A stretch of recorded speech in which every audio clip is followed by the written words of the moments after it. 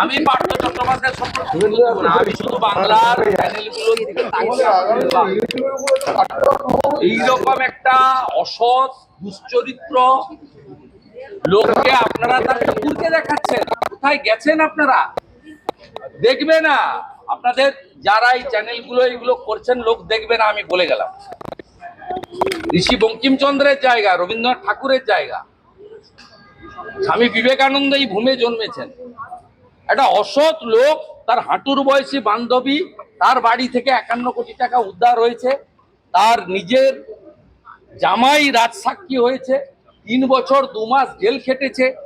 এই কেসে যদি ডকুমেন্ট না থাকে 60 দিন পরে জেল বেল পায়, যদি এভিডেন্স না থাকে 60 দিন পরে বেল পায়। আমি এফআইআর নিয়ে বলবো না, যার জামাই অ্যাপ্রুভার হয়েছে, নিজের মেয়েকে বিয়ে দিয়েছেন যাকে, এবং যার নামে এসএসসি স্ক্যামে সবগুলো চার্জশিটে নাম আছে, তাকে আপনারা হিরো করছেন।